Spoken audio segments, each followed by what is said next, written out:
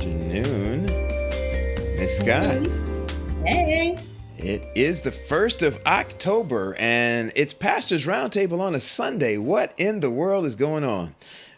I don't know. This may be heresy. I don't know. I don't know, man. We started doing stuff on On Sabbath afternoons with three hosts, and then we started shifting to Friday night, and now here it is, a Sunday afternoon. Well, for those of you that are watching this either live or on a replay, this is not our regular Pastor's Roundtable. You see, this afternoon I am joined by the lovely Miss Stephanie Scott. Good afternoon. Good to have you with us. She has been our co-host, our extra guest co-host for a few episodes now. Steph, how's that been for you? It's been good. I think this is going to be the last one. So Stop it. This is going to be it. We're going to wind this career down.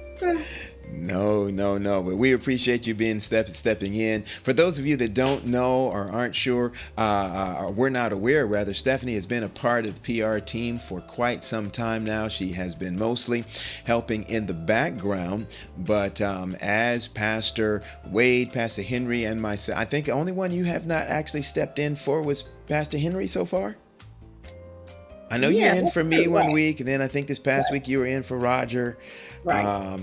And today you're today, there it is. Today you're in for both Roger and Dion today, Dr. Henry and Pastor Wade.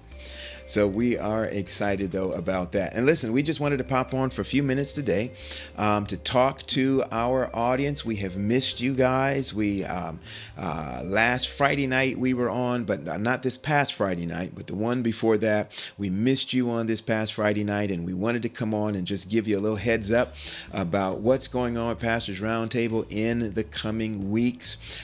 We landed today, Stephanie, already in the month of October. I know. When we were in July, I was telling my family, we're already at Christmas, because time just goes so fast. And I know my calendar for sure is booked all the way through January, February of next year. So that's crazy. Time is flying. That's crazy. Well, we are excited about this month, and we've got some things coming up this entire month, and we'll talk about that in just a few minutes. But this entire month, we know, is Pastor C.A. Paul's birthday month. I had to throw that out there. So, all right, there's that. I don't think there's anything else worth mentioning in October. I mean, it's just that. That's good enough, right? That's it. That's the whole holiday. It's a lot of stuff happening in October. That should be the whole show. We can sign off now, right? But that's it. Now, if that was the case, then we should have done a really big celebration in August. Oh, let me guess. August is it's back to school month. Back to school month. No, okay. It's my birthday. That's the birthday month, August. Okay. All right. We have Facebook user in the chat saying hello. Not sure who Facebook user is, but I can guess where they're watching. Facebook user Stephanie is watching in the Pastors Roundtable group on Facebook. Oh, okay, great. That's why it only shows up without their name. It shows Facebook user. So that's how I know they're in that group. There's something, and I should have put the link in there. There's something for those of you that may be watching on the Pastors Roundtable group. There's a link that you need to click that's somewhere in there that's going to give Facebook permission to put your name next to your profile there, so we can know who you are. Otherwise, when you want us to know who you are, you just need to type what you say and then tag your name onto it, so we know who's greeting us today. But hey, Sunday night. We're all just trying to gear up for Monday morning. Yeah. All right. So I got distracted there. Let's get back to October. So October, a couple of things coming on this month besides Pastor Paul's birthday. We're going to be talking about domestic violence this month, Stephanie. Domestic violence. So October is historically Domestic Violence Awareness Month, and it has been for a number of years, if not decades.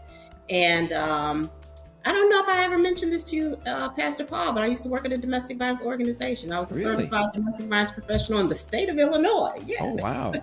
Wow, no, did not know that. I know you did. I work very closely with victims of domestic violence, both men, women, and children. and work for one of the largest domestic violence organizations in the state of Illinois. So, yeah.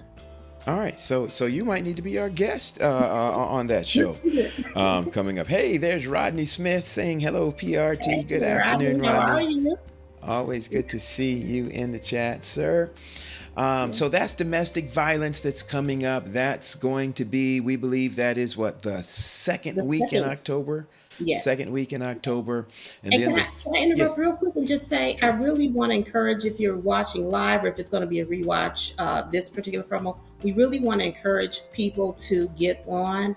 A lot of times individuals may know somebody who may be a victim of domestic violence, and they may not always be sure how to either spot the signs or how to support that person. And so we definitely want you all as viewers to be in on the know. And I will add, at least for me personally, I don't necessarily come from a feminist perspective, and I think that sometimes that's a problem, particularly for men who are also victims of domestic violence. And so hopefully in that show, we'll be talking about just some of the stigma that men have who are victims of domestic violence as well. Good. So just wanted to put that out there. That's good.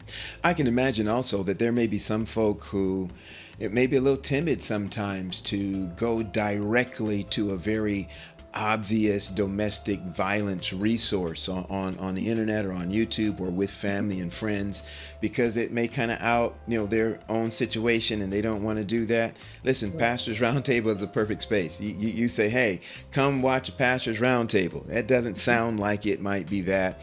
So that might give somebody a kind of a low-key, low-pressure opportunity to come and to get some resources and to hear some things about what to do in their circumstance or situation, or how to help somebody else that they know that might be in a domestic violence situation. It's funny to think that's not funny. That's not the right word. But sad is probably the better word to have used. But to think that this is an issue that churches need to be aware of, not just for the communities outside of the walls that they serve, but often inside of the walls of the churches that they attend. Domestic violence is real. It happens from the pulpit to the pew. It is something that we gotta deal with. So we're looking forward to that. Second weekend in this month of October, and again in October, all of our Lamb Jan, is that it? Lamb Jam. I missed the announcement from last Friday. I did tune in, but no one was there. Yeah. So, yes, no, you did not miss the what? I don't. Maybe I missed this announcement. Well, this past Friday night, I believe is the reference. So, night before last, you did. I don't think you missed the program, because night before last, unfortunately, we had some unforeseen situations happening, and so we did not have a program night before last. Janet Lambert, gotcha. Janet, I got stuck on a train.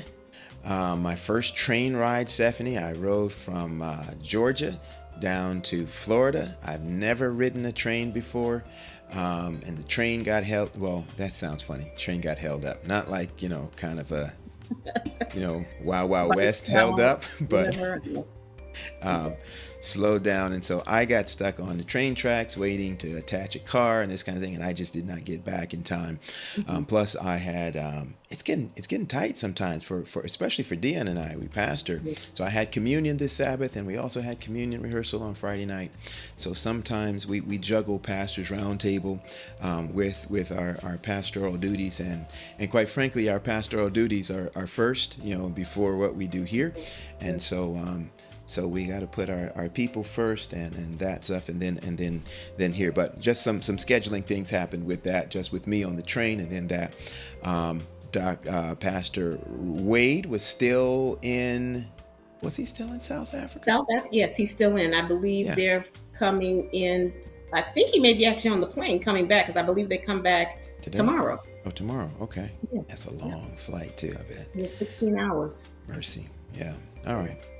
Okay. So, but we are looking, we're talking about right now, second weekend of October. not this coming Friday night, but following Friday night, domestic violence. The Friday night after that, we're kind of staying in the same. Yep, we're looking at breast cancer. Is I get that right? I remember Breast that. cancer awareness, yes. And again, it's worth mentioning here that I know what you're gonna say. what am I gonna say? You're gonna say it's not just an issue for women; it's an issue for men too. Am I? That boom. I knew it.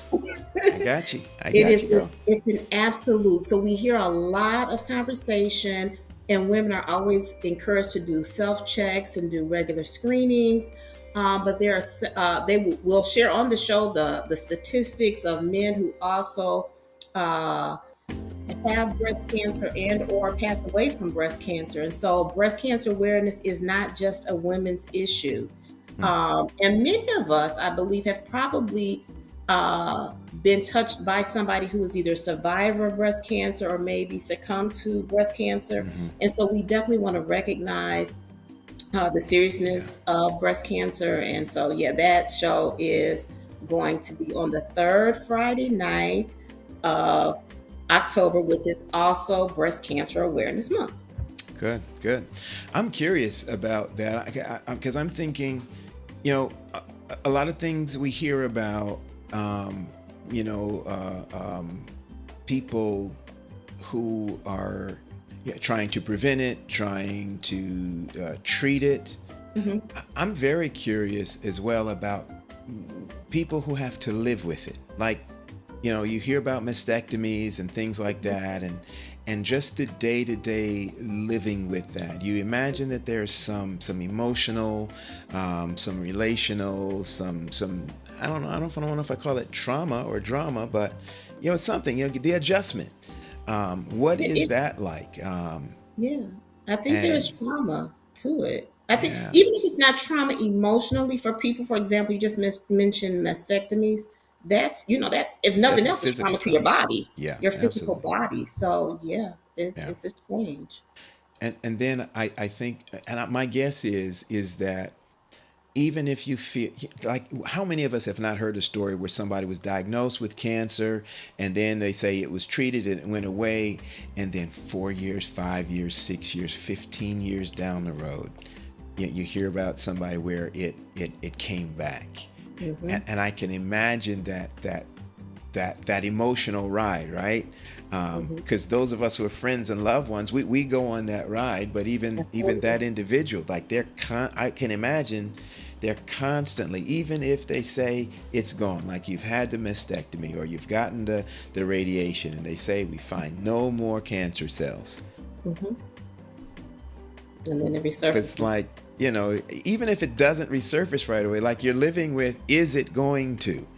Right. And that's got to be rough. And so, how we minister to and deal with or relate to loved ones, family members, church members, community members, co-workers, whoever it is. I hope that in this show we're able to give people enough insight into the world of people that are dealing with this kind of a situation, so that we can be more helpful, more sensitive, and really minister to them in a way that makes an impact. Absolutely. All right. So those are two things that we've got smack dab in the middle of the month, but all month long, it is Pastor C.A. Paul's birthday. I'm sorry, that's not what I was going to say. It is. Go ahead, do it, Steph. You got it. I'm just laughing because at the beginning of the month we have Oakwood Live, so it's a lot of stuff happening in the month of October. Oakwood Live. Hey, we got to talk about Oakwood in a minute too. I'm gonna pull that up in a minute, but okay. It's apple picking time. It's bonfire time. It's sweater weather. There's a lot of stuff that happens in October.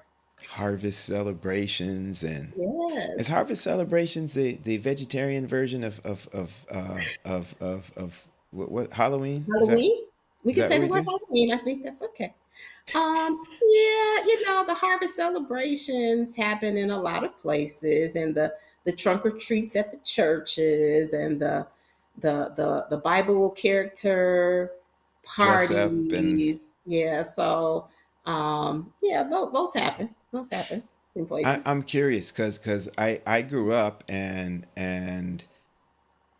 back in the day, there was a lot of things that our churches would do that now, as kids, we went trick or treating. We did. I was preacher's kid, all that stuff. Now, to be fair, my parents didn't necessarily let us do it. We would end up being at over somebody else's house for a party, and we would Mhm. go. We didn't go trick or treating. We went door to door asking for candy. That's funny. I'll tell you, the last time I actually did that, I at when I was living in the Chicago area, all of the mall. I don't know if it's because I'm not exactly sure if it's because of crime or whatever. Because I think in some cities, I know when I was living in Milwaukee and when I was living in the Chicago area, you couldn't trick or treat at Hmm, night, so that was not permissible. You had to go like in the afternoon. okay. But for those, before the sun went down, and Hmm. then for those individuals who, for whatever reason, may not have been able to make the afternoon, the malls always like setups. You go from store to store in the mall. And I remember I had my sister and her friend. I'm 16 years older than my sister, and so Okay. I took her and her friend, and we went to the mall. But we weren't dressed up or anything. We just happened to be at the mall, and all the candy was gone. But it was a rainy night in the Chicagoland area. And so I was like, let's just walk door to door. I mean, we were just had on our clothes, just regular street clothes. And when I say people came to the door and were just dumping candy, and they were like, Mercy. nobody came because of the weather. We didn't think anybody was going to come. Please take all this candy. So I Yeah. wouldn't say that we trick or treated, but we definitely went candy collecting. That's the new phrase. You're not going to call it Halloween. It's That's candy that's collecting. the Adventist version. Is that what that is? You got postum and you got candy collecting. There you go. Post candy collecting. Well, that's what we did, and I was part of those kids. One of those kids that your parents never let it. We didn't get costumes and all that kind of stuff, Yeah. but we had friends, and they were Adventist friends even that did. And so what we would do is once we got out of I shouldn't say all this. Once we got out of parental sight, even though Mhm. we did not have like a store bought costume, we would find ways to rearrange our clothes and whatever we could find at hand to make ourselves look into something. I don't know what it was, but we would do something so that people knew when we knocked on that door, we were not there to pass out tracts. We were there to get some candy. we, we didn't have no steps of Christ. We Love wanted candy. candy. Yeah, mercy, mercy, So mercy. let's stay here for just 2 quick seconds because I know our show isn't, this is just a quick promo, but what are your thoughts on people passing out tracts to kids that come to the door? Or do we take Uh, that, do we use that as a form of evangelism? Yeah, yeah. I I'll be have no curious to problem hear with some that at all. feedback on None, that. none whatsoever. I know. I have heard people say you shouldn't do that. You ruin the experience or whatnot. Eh. Mhm. And I think that does it. And people will say you're just wasting the material. It's just going to go in the trash. Parents are going to complain. They're never going to come by your house again. All that stuff, Mhm. Mhm. which some of that may be true. I don't Mhm. don't don't question that at all. But there might be that one or two. Open that thing, read that thing, Mhm. find Jesus, and it begins a journey of chasing after God. And I Mhm. have, you it's one of we live in this world where you got to try everything, man. Right. Try it. Doesn't work. Might not work for everybody, but if it works for one, then praise God. The Uh, same as the Gideon Bibles in hotels. Like yeah, everybody's not going to open that Bible, but somebody will. So yeah. yeah. Yeah. And Okay. I know somebody's going to listen to what I just said and say, yeah, you won one, but you turned off, 50. And so, what is it? What do we use in business? Is it the cost benefit? Or, Mhm. you The know, return on investment. yeah, your ROI, Mhm. is it worth it? Um, and it's like we say Mhm. stuff like that, but then we turn around and we get in church and we say that if it had just been for one, Jesus would have come down and died on the Absolutely. Right. cross. Did, Right. did was that does that measure up to return on investment? Well, he thought Right. it did. That if it was just for one, and so wow, Correct. yeah. So yeah, I don't have any issue whatsoever with that. I think that there are other ways as well, but Hmm. that's a way. That's a way to be able to share Jesus, and I don't have a problem with that as well. This past weekend, I just got back from the PARO Public Affairs Religious Liberty Convention at the North American Division headquarters. And if I can just make a shameless plug, and I'm not necessarily a part of PARO, but when I say That conference, and this is the second one I've been to, both of them have been so outstanding. They are probably, it's probably one of the best conferences I've been to because I Wow. believe in my experience, it's the conference that gives churches the most practical tools to engage in the community that I have ever Wow. seen. And Wow. so, and then we on the first one I did in 2019, we went to a program in Atlanta, Mm-hmm. and it was housed in a church, and I can't remember the name of it, but they deal with human trafficking. And so the church was actually working with individuals who are trafficked, children, adults, and so you see their ministry at work. Yesterday Sabbath, we were in Baltimore at a program called Safe Streets, in the sand sand something area of Baltimore, so I can't Okay. remember. Yeah.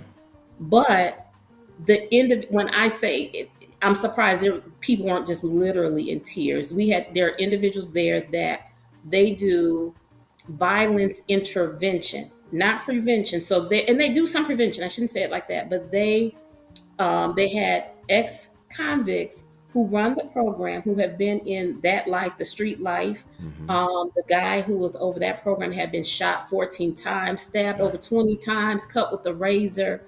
But he gave his testimony of how his mom, who was a praying woman, prayed for him. He ended up in prison, and came out. And so his authenticity, working with individuals in the neighborhood to de escalate violent situations, shootings, stabbings, is just like they have relationships with the mayor, the police. Mm. There's a lady, she was there, and she was raising her children plus several of her sister's children, and three of her nephews have been gunned down in the street, shot Wow. to death. And so she felt like this program was the best program to provide intervention. And so she became a part of the program. So just the testimonies of the individuals, and this is out of a church. And so, as we sat there, everybody's like amazed. And yet there's a sense of what can I do? So you hear stuff about just actual hands on the ground intervention. And then also at the conference, they just talk about meeting your community where they are Yeah. without the backdrop of conversion as your motivation. It's Right. just you're meeting people where they are because they're people. They're people created in the image of God, and as such, we as Christians should care for them just on that one thing alone, because Yeah. Christ came, and cared for us. So, I mean, I would encourage everybody. Next year's, I'm making a shameless plug. They didn't ask me to, but I That's all promise you, right. you will not be disappointed. Next year is in St. Louis, and it's usually in September. So if you're listening now or you rewatch, make sure you look for Conscious and Justice Council Convention, and it's under the Public Affairs Religious Liberty section of the church. And they even had a guy talking about Alabama and the voter suppression and the vote. I mean, you have some political stuff there. It's really. I know. Don't laugh at us, Alabama folks. It's a little I crazy. thought you were taking us to Montgomery. My bad. I thought Listen, I thought listen. I thought we were going to the boat and to the Oh, chair. no, I wasn't gonna bring out a folding chair, but he talked about, the Republicans are trying to redistrict. Well, the Democrats want redistricting lines, and the Republicans are, violating the court orders, and now they have a special whatever it is that's going to do whatever they do. But just a lot, just it's so much good information, practical information. So Good yeah, stuff. Good stuff. shameless plug.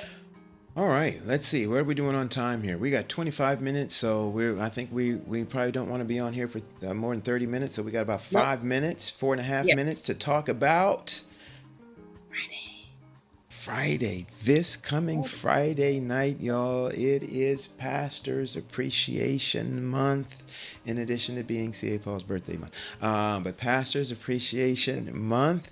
And so we are excited. This coming Friday night, we're going to be sitting down and doing some appreciation of our pastors. And we want you, our audience, to be a part. We're going to be on every day this week. Oh, man, I said it. I was saying, I was hoping not to say it. That means I got to do it. All right. We're going to be on live every day this week, promoting and pushing for this coming Friday night. We know that you have a pastor that has made an impact on your life in a very meaningful and special way. And so we want to hear about it. We want to invite you, give you the opportunity to share that. So on this Friday night, my co-host, Pastor Henry, Dr. Henry and Pastor Wade are going to be with me.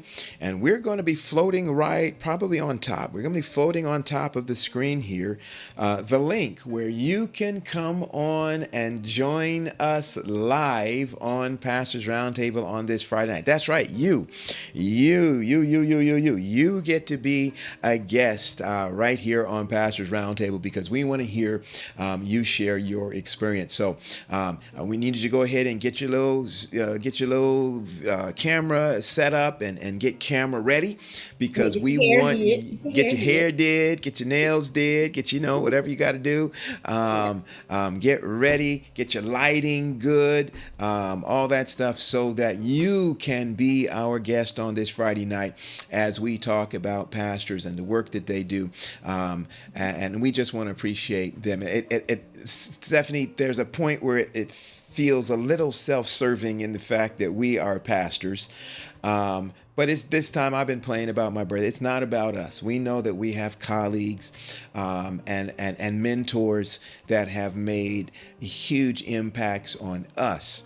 And there's nothing like, sometimes people think pastors only make impacts and do things for members. Pastors have good impact and meaningful relationships with other pastors as well.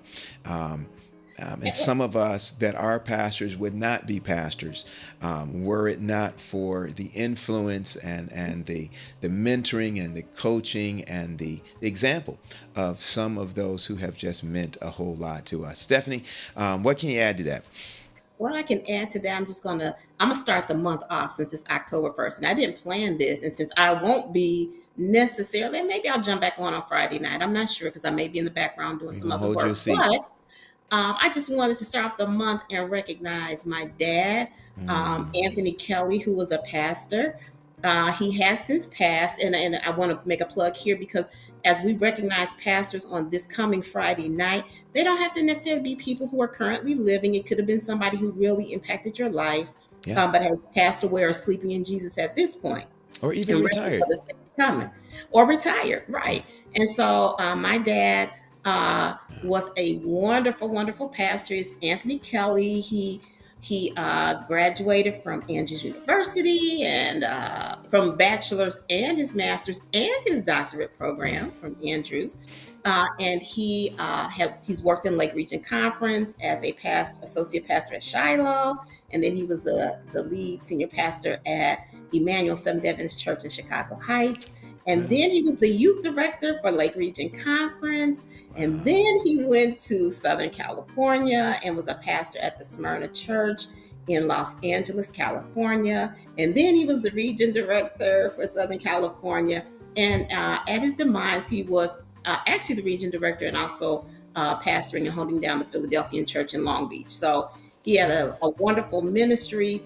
Loved by a lot of people. I don't think that there was anything bad that anybody. Well, I guess people could say bad stuff, but that might be true because he's my dad. So there you go. Shout out to Anthony. Wow, that's so special. That's so awesome, and it's it's good to hear that coming from pastors' kids, right? Yeah. And because sometimes there are other stories, and it's just nice because sometimes pastors' kids are turned off from church and turned off because of either things that they've been through or seen their parents go through. But to have that appreciation from a pastor's kid, that's a wonderful thing. I'm going to say some stuff about my dad too. I'm also a pastor's kid, but I'll save some of that for Friday night. But we know you've got some stories as well. So just shouting out a little story. We're not don't try not to keep them too long because we're going to have other things to go through. But we want you to prepare about 2 minutes at the most to come on and share with us something of how a pastor has impacted your life. Can we broaden this a little bit, Steph? Can Sure. can we go to pastoral families? Absolutely. I think that that's wonderful. Yes. Because in Pastors Appreciation Month, pastors' wives make a huge impact Yes, they do. on ministry as well. And Mhm. so if you have a story about a pastor or a pastor's wife or pastor's spouse, let's put it like that, a pastor's spouse, because I know my dad. My dad was Trini, um, and he had he had his little rough exterior, and sometimes it was hard for folk to get through, and they would call, and I would hear them tell my mom. I would hear stories where people called to talk to my dad, but just the way he answered the phone, they would end up saying, "Yeah, is Sister Paul there?" and Yeah. and because she was the yin to his yang, she The was balance. the balance of that. And I know that pastors' wives, pastors' spouses, we say that these days, pastors' spouses are a huge component of pastoral ministry. And so you've got a story, you've got an appreciation, in either one of those lanes. We look forward to having you join us and to share that. Even if you don't want to come online directly, we want you to type those things, put them in the chat. Even now, you can go onto the group page or onto the Facebook page and just type some tribute or memory or something, and we'll see if we can capture that stuff and share it on Friday night. But we want you to be a part of this particular program. So even if you can, we want you to be able to jump on. And we do want. I just was going to say we want to shout out to Ms. Mama Patrick. Patrick. How are you? That's for those who are just watching. That's Pastor Wade's mom, and we're glad to have her on a Sunday evening. So hopefully she'll have a good start to her week. And so we just welcome and say hello. Good stuff. All right. Well, we thank you for joining us for this little Sunday PRT interlude. Just a 30-minute show today. But we're going to be back sometime tomorrow. We're not going to tell you when. Why? Because I don't know when. I got to check my schedule. We're going to be on, and we're going to have a little bit more to share, going to have a little bit more to talk about. So look for us sometime tomorrow. In order to find out when, though, if you have not subscribed to the Pastors Roundtable YouTube channel, you need to subscribe and then click that little bell. If you don't click the little bell, you will not know when we're on live. If you follow the Pastors Roundtable page on Facebook or join the Pastors Roundtable group, then you will automatically get noticed when we go live all week long. It's probably going to be different times during the day. Who knows? We might have some mystery guests, some who will show up with us during this week as we move into Friday night's program. Thank you again. Shout outs to our team that's not with us tonight. TJ, who often works in the background. John, Pastor John is not with us tonight, but we also think about those are our hosts, Pastor Wade and Dr. Henry. We miss you guys. We look forward to having everybody back on. And hopefully you're going to get, you guys have, I don't know, they hear TJ's name a lot. They don't hear John's name a lot. Right. Hopefully we're going to get you guys to be able to meet John this week. We'll see how that goes. Stephanie, again, thank you so much for joining me tonight. I always appreciate you being on board and being a part of what we do here at the Pastors Roundtable. To everybody else, we thank you. Hey, we're going to try this, Stephanie. We thank you for helping us to help you keep ministry relevant, Resource and real. God bless everybody. No outro tonight. We're just going to disappear. Peace.